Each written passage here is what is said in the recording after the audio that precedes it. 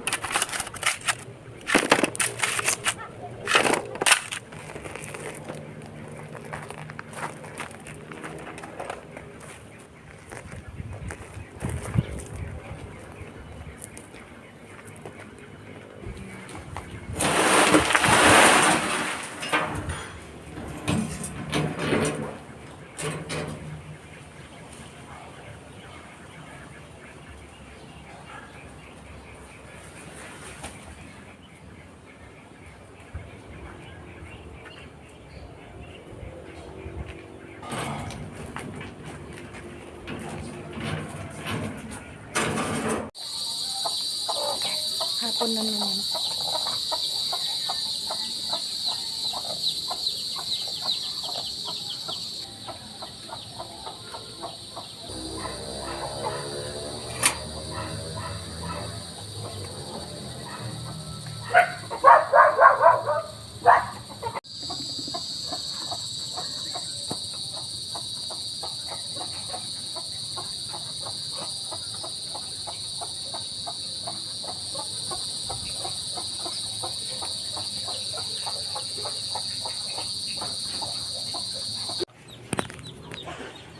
Good morning mga ka-Frenny.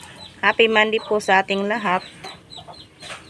Malapit nang mag alas 7, hindi pa ako nakapagluto ng ulam namin. Pero yung mga estudyante nagsipasukan na. Ayan oh. Ginisang sayote na hinaluan ko ng anong tawag doon? Yung dilatang preska tuna na kaldereta ang recipe. Yung mga estudyante ko ay nagsipasukan na. May natirang ulam kami kagabi. Yun ang inulam nila ngayong umaga. Yan. Hello mga ka-Frenny. Happy Monday po. Kasi ngayon ay araw ng Monday. Hi. Hugas-hugas Serena naman ang person.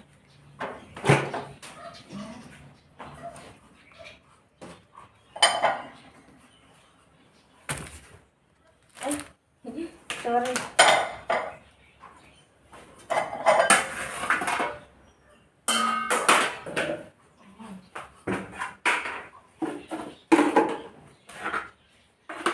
Hugasan ko muna itong ginamit namin na maitim na kaldero.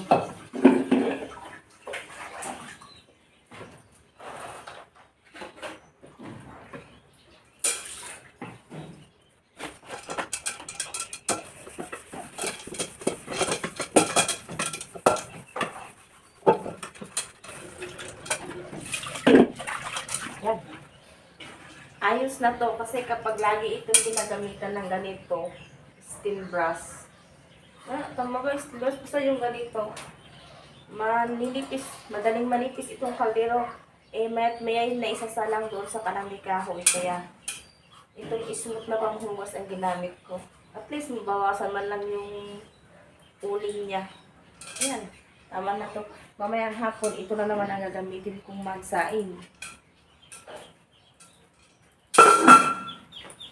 Ngayon, ito naman ang aking ilabas. asin.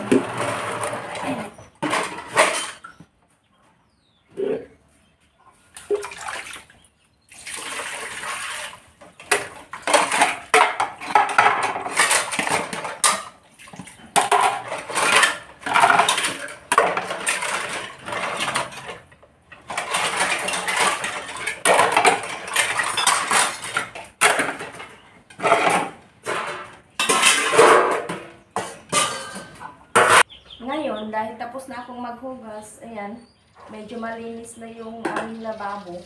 Magpupundo na naman ako ng tubig kasi tignan nyo. Ayan, nawawala yung tubig niya. Kasi yung tangke namin hindi pa siya gawa.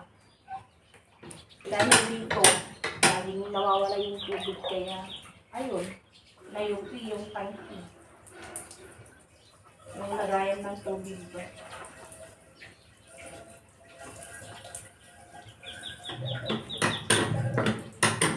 Bilis kanina buhay ito. Magbumba sana ako para magpundo naman ng tubig. Nawala na.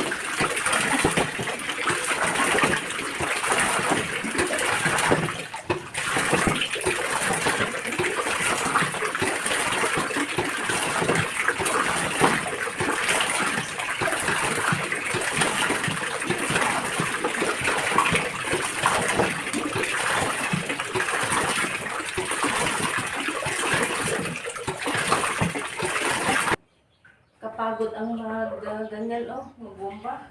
Dahil nakapuno na ako ng isang plangganang malaki. Ngayon, kukunin ko ito at nag-iibig naman ako sa CR. Kasi walang tubig doon. Grabe ang init. Kaunting galaw ay pawisin na lahat ang buong katawan. Parang naliliko na sa pawis ba.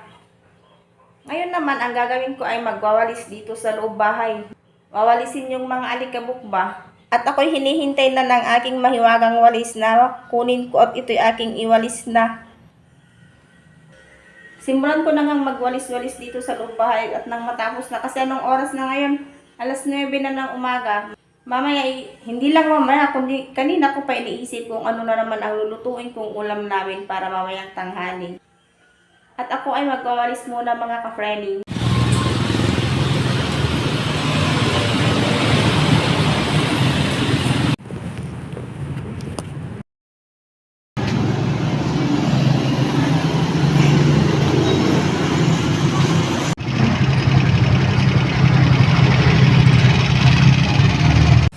Wala sa tindahan, yun lang